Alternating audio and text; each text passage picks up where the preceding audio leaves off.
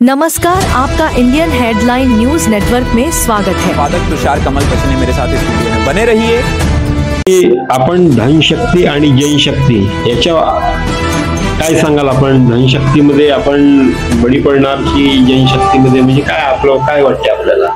मी कसं आहे, संघर्ष करणारा कार्यकर्ता आहे, त्याच्यामुळे मी कोणत्याही प्रलोभनाला बळी पडणार नाही। त्यांनी आपल्या पद्धतीने त्यांनी लढावं। ते आज उमेदवार तुम्हाला माहिती आहे, माझ्या प्रतिस्पर्धीचे उमेदवार आहेत, ते धनशक्ती त्यांच्याकडे मोठी। आज तुम्ही प्रत्येक गल्लोगल्ली प्रभागात फिरा, प्रत्येक ठिकाणी पार्ट्या चालून राहिले, ओले पार्ट्या म्हणा त्याच्यामध्ये, किंवा मग जे मटन पार्टी म्हणा, किंवा अजून दारूच्या पार्ट्या, जे काही पार्ट्या आहेत ते तुम्ही बघून राहिला। आपल्याला त्याच्याबद्दल काही बोलायचं नाहीये त्याला, परंतु स्थानिक आमदारांनी ते कामं जिल्हा परिषदकडे वळवण्यासाठी, कामे मॅनेज करण्यासाठी, टेंडर मॅनेज तिथं होतात यासाठी त्यांना तिथे वळविले।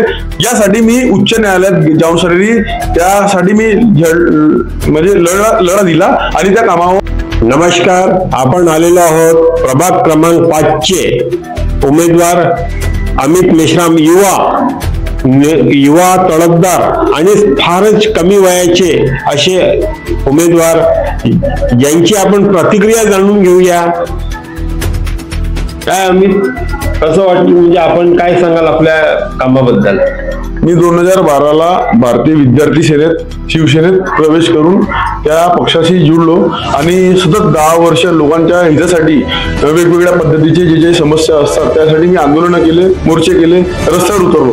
त्याच्यानंतर निवडणूक, स्थानिक स्वराज्य संस्थेची निवडणूक आली आणि निवडणुकीमध्ये मला लोकांच्या आग्रह, मित्रांचा आग्रह होता की आपण केलेल्या कामाच्या आधारे लोकांसाठी म्हणजे आपण प्रतिनिधित्व करण्यासाठी आपण नगरपालिका, स्थानिक स्वराज्य संस्थेमध्ये उभे झाले पाहिजे आणि लोकांच्या प्रतिनिधित्व अधिक जोमाने केले पाहिजे। यासाठी मग मी विचार केला की आपण नगरपालिकेमध्ये उमेदवारी घ्यावी, परंतु नाईलाजाने शिवसेना, उद्धव बाळासाहेब ठाकरे पक्षाकडून एकही उमेदवार पक्षाने उभे केले नाही। त्याच्यामुळे मी भारतीय राष्ट्रीय काँग्रेस पक्षाने मला संपर्क साधून त्यांनी मला जी उमेदवारी दिली माझ्या कामाच्या आधारे, तर त्या आधारे मी आज उमेदवारी काँग्रेस पक्ष, भारतीय राष्ट्रीय काँग्रेस पक्षाकडून उमेदवारी घेऊन आज तुमच्या समोर उभा आहे।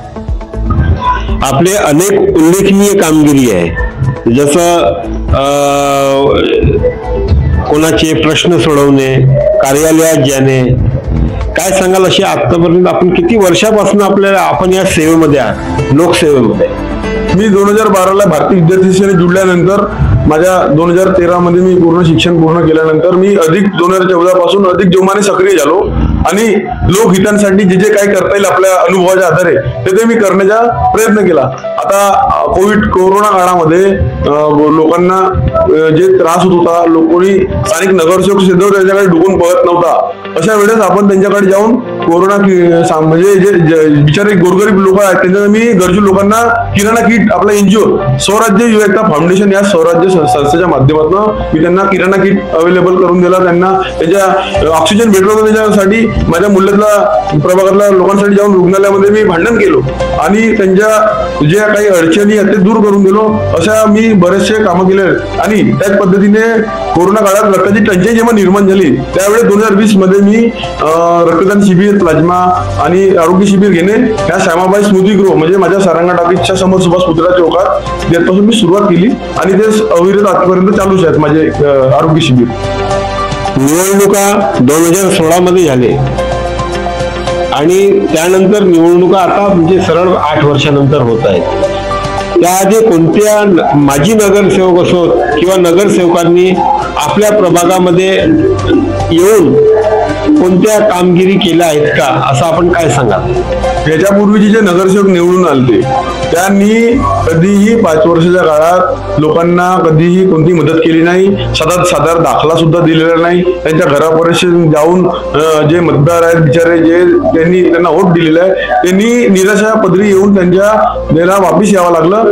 आता साधारण नगरसेवक म्हणल्यानंतर एखादी दाखला देणे हे काय खूप मोठा वाक नाही आहे। जे तुम्ही सेवक बनले लोकांच्या, तुम्हाला ते काम करण्याचे आहे, परंतु ते सुद्धा दाखले देण्यामध्ये ते देऊ शकले नाही। त्याच्यामुळे लोकांनी निराश होऊन शेवटी त्यांना वापस यावं लागलं. त्याच पद्धतीने त्यांच्या जो जनसंपर्क राहिला पाहिजे लोकांसोबत, मोहल्ल्यातले विद्युत दिवाबत्ती लाईट बंद आहेत, नाले साफसफाई होत नाही, रस्ते तुम्ही बघा पाईपलाईनच्या साठी ते फुटलेले आहेत, लोकांच्या छोट्या छोट्या मुलांच्या पायामध्ये सलाखी घुसलेल्या आहेत, त्याच्यामध्ये ज्येष्ठ नागरिकांना त्रास होत आहे, बरेच लोक पडतात.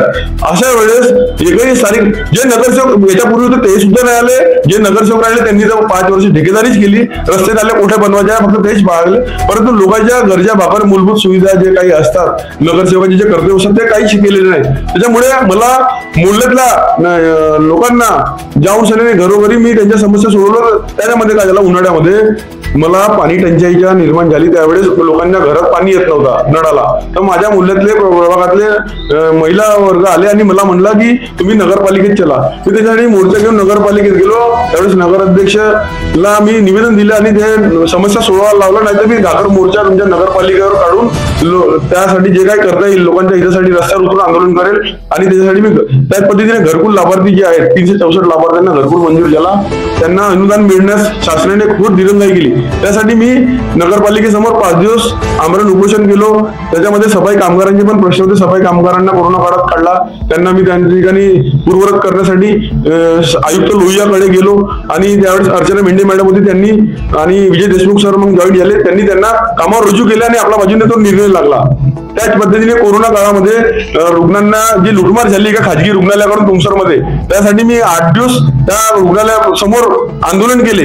8 दिवस सतत आंदोलन केल्यानंतर तत्कालीन जिल्हा अधिकारी संदीप कदम साहेबांनी दखल घेऊन त्याची चौकशी समिती नेमली आणि तत्कालीन सदगीर साहेब जे होते एसडीएम उपविभागीय अधिकारी, त्यांनी ज्या दालनामध्ये 5 हिअरिंग झाले आणि संबंधित जो डॉक्टर ज्यांनी जे लुटमार केली रुग्णांसोबत ते दोषी आढळले आणि त्या दोषी आढळल्यामुळे डॉक्टरांना ते पैसे जे अधिकचे पैसे घेतले त्यांना वापस करावे लागले. त्याच्यामध्ये माजी वैद्यकीय अधीक्षक अभय मानकरचे ते सुद्धा त्यांना त्रास झाला, ते मरण पावले. बाकीचे दतुरकर बाई आहे, शिवराजे कापगते बाई आहे, गुलांगी आहेत आंबाकडचे, असे बरेचसे तुमसरचे व ग्रामीण भागातल्या रुग्णांना मी त्यांच्या पैशाची अतिरिक्त लुटमार झाली त्या रुग्णालयाकडून त्यांना पैसे परत मिळून दिले. आपण अनेक आंदोलनं केली, अनेक आमरण उपोषणं केली, पण कोणत्या पक्षाचे म्हणा किंवा शासकीय अधिकारी सुद्धा आपले मनधरणी करण्यासाठी आले होते का?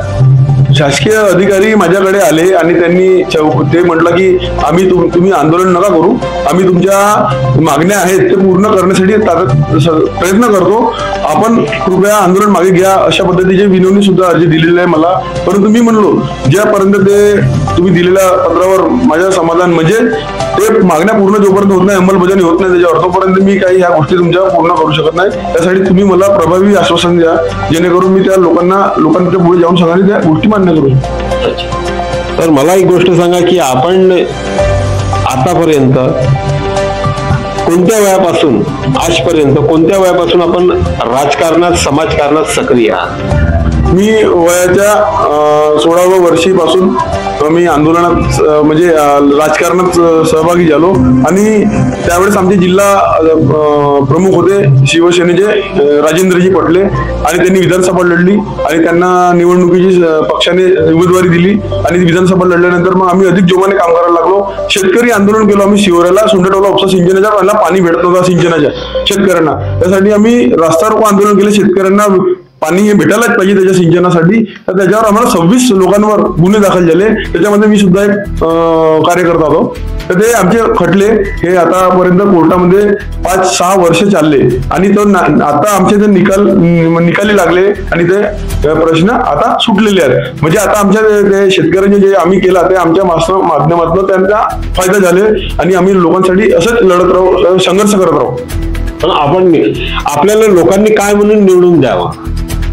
विषय असा आहे की नगरसेवक म्हणल्यानंतर नागरिकांच्या आरोग्याच्या प्रश्न, नागरिकांच्या स्वच्छतेच्या, रस्ते नाल्या, दिवाबत्ती आणि अजूनही जे काही गरजा असतात लोकांना, जे समस्या नगरपालिकेपर्यंत लोक जाऊ शकत नाही त्यांच्या प्रतिनिधित्व करण्यासाठी ही नगरसेवक म्हणून प्रशासनाच्या नगरसेवक म्हणल्यानंतर प्रशासनाच्या सोबत जे संबंध नगरसेवकांचे येतात ते लोकांचे नागरिकांचे प्रश्न त्या नगरपालिकेत मांडून त्यांच्या अडचणी सोडवण्यासाठी हा नगरसेवक फार महत्वाचा एक भाग आहे. तर त्याच्यामध्ये नगरसेवकांनी जर लोकांनी नगरसेवक म्हणून आपल्याला निवडून दिलं तर आपण आजपर्यंत जे कार्य करत आलो त्याच्यापेक्षा अधिक जोमाने व ताकदीने काम करू. यासाठी आपल्याला एक संधी द्या.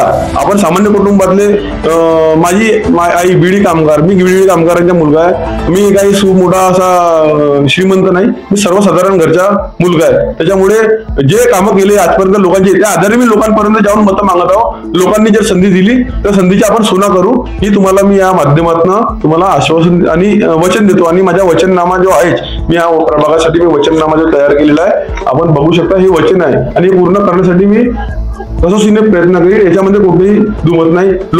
आपल्या प्रभागातील विद्यार्थ्यांना वाचनालय म्हणजे स्पर्धा परीक्षा देतात विद्यार्थी, त्यांना मुख्य प्रवाहात शिक्षणाच्या आणण्यासाठी त्यांच्यासाठी वाचनालयाची निर्मिती करणे आणि एकही गार्डन नाही या प्रभागामध्ये, त्यांना गार्डन लोकांना जाण्यासाठी गार्डन निर्मिती करणे, अजून इतरही जे काही महत्वाचे निर्णय आहेत त्याच्यामध्ये सगळ्या गोष्टी अवेलेबल आपल्याला केलेल्या आहे. आपण बघू शकतो. ज्याप्रमाणे आपण म्हणतात की बाबा म्हणजे माझे कार्य असे आहे, मान्य आहे, पण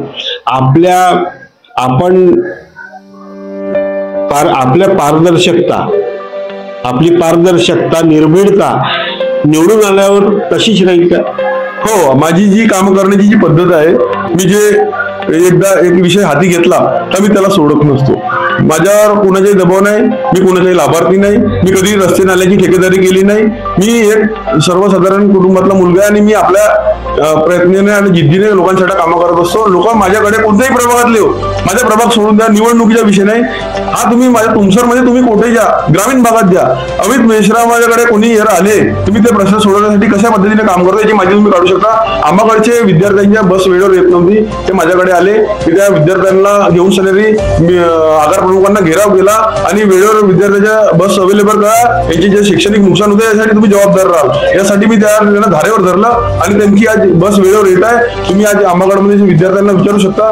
मी कधीही कामाच्या क्रेडिट घेतलं नाही. मी लोकांसाठी जाऊन कामं करणारा कार्यकर्ता आहे. लोकांच्या दरबारी जातो आणि कामं करतो आणि एखादी प्रश्न हातात घेतला तो कायमस्वरूपी सोडवण्याचा प्रयत्न करेन, पण त्याला कधीच मी दुर्लक्ष करणार नाही. अमित, आपण प्रभाग क्रमांक 5 मधून आपण उमेदवार आहात, आपण काँग्रेस पक्षाचे उमेदवार आहात. आपल्याला पुढील वाटचालीसाठी आणि आपण भरघोस मताने आपण निवडून यावं, हे इंडियन हेडलाईन तर्फे आपल्याला शुभेच्छा देण्यात